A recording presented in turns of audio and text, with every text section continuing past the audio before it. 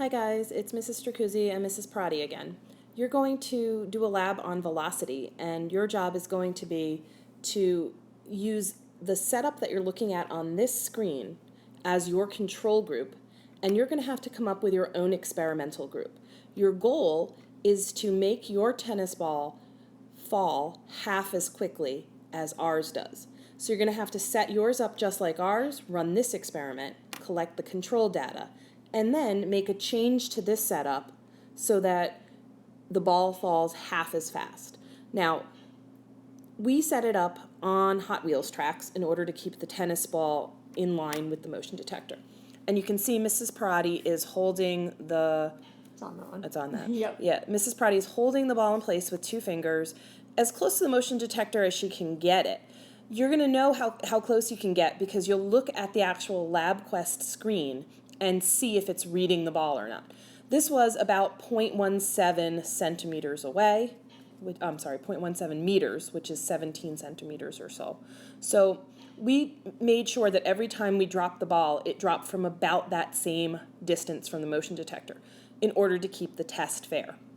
It's really hard to be exact because the motion detector will detect every little shake of your hand, so just keep that in mind. But you want to try to always be dropping from exactly the same point. You could even put a little piece of tape next to it so that it's easy to remember where you were.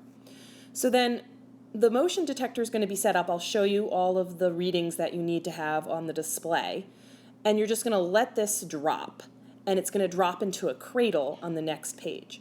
Notice that you're still on the walking/ball symbol. Mrs. Prati and I tried it both ways, and we think that works better. That gives you a better reading. So make sure that you're set up there. And you may have to adjust the angle of the motion detector head.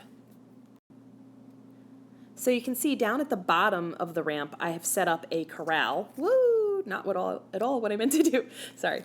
A corral to catch the ball.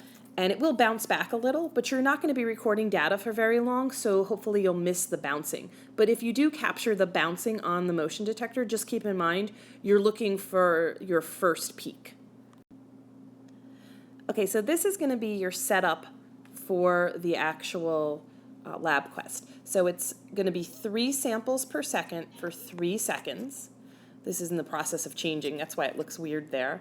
And you're going to hit this button, and remember that you have to wait before you actually drop your ball. So you might want to practice timing it.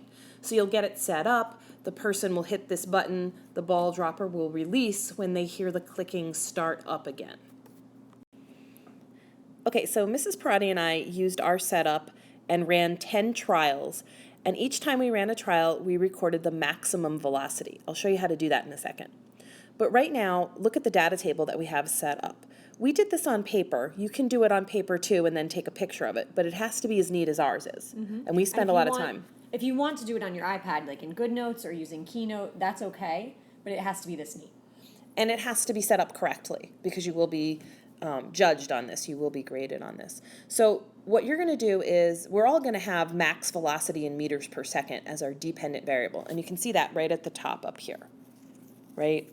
But your independent variable, you're going to replace the words independent variable with the variable that you choose to change. So we only did a control setup. We haven't made a change yet.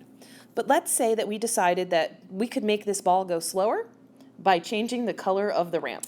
Very neat idea, Mrs. Stracuzzi. Yes. We're going to paint the ramp green and see if that makes our ball go any slower. Sort of ridiculous. So then instead of the words independent variable up here, we would write ramp color. Can we do that? Do we mind? Sure. If we just quickly said this would not say independent variable, it would say ramp color, and this is written very messily. But it would be written very neatly where you see the words independent variable. And then your control setup would still be the control setup, but you would write ramp color, instead of control setup, you would write brown. Brown. Because it's wood. Right, right. And then your experimental setup would be green. So you would write brown, green. Sorry, I should have used a thicker pen. I know, we messed up. We messed up. Now, you'll notice that our velocities are not all exactly the same. Every time we did this, we got slightly different velocities, and one time we got a really weird velocity of 1.521 meters per second. That's why we did it 10 times, because we're really trying to make sure that we get a good sense of where the average is for all of this. And in fact, we didn't just do the average. Average is mean, which we recorded here. That's where you get the average. We added all of them up and divided by 10, and that gave us 0.531. And our reaction to that was, yuck, 0.531 is way bigger than most of our data.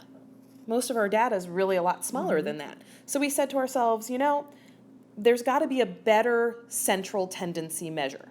And I know you guys have studied mean, median, and mode in math, and those are 3 different ways of trying to figure out what the trend is in your data. And we just sort of decided the mean was not the best way to measure the trend, because we have this outlier. We even made a box here to put outliers in. Outliers are like numbers that don't fit. It's way outside of the norm for the rest of our numbers. So then we said, well, let's put them in order. It was very annoying. We had to line them all up in order. And we put them in order, and 0.390 was the median, because that was right smack in the middle.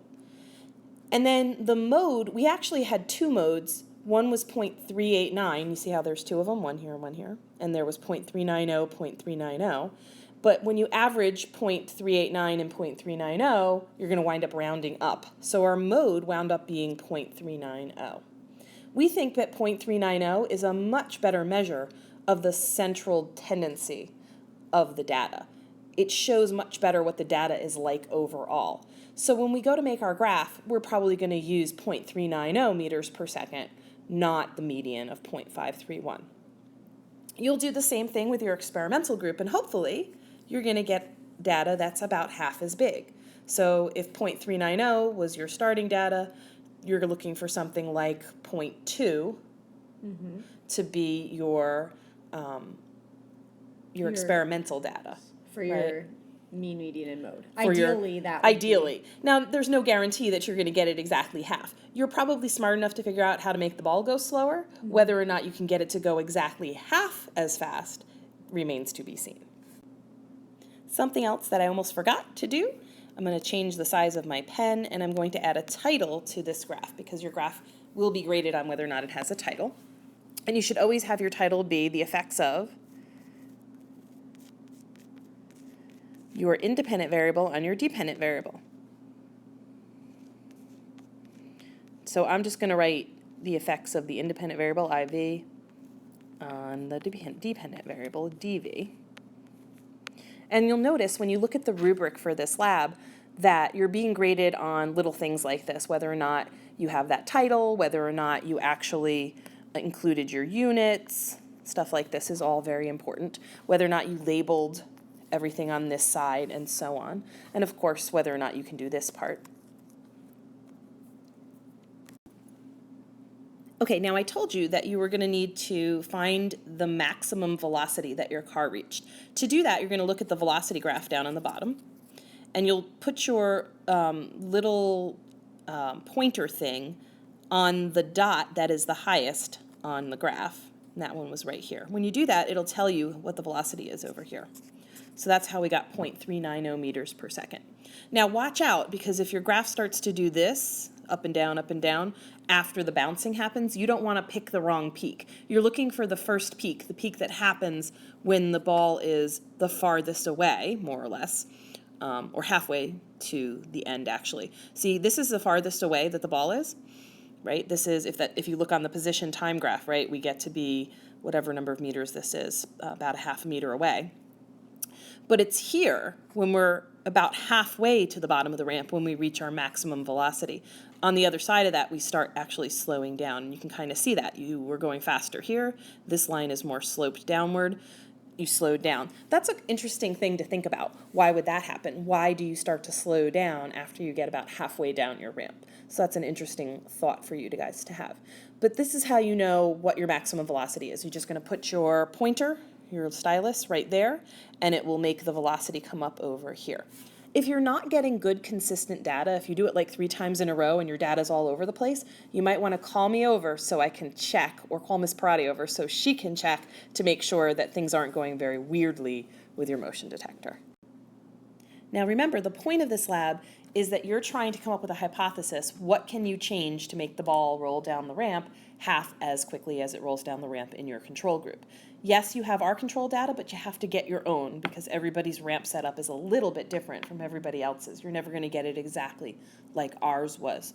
So you're going to start out by making a data table, planning out with your group what you want your experimental change to be, what you want your experimental group to be.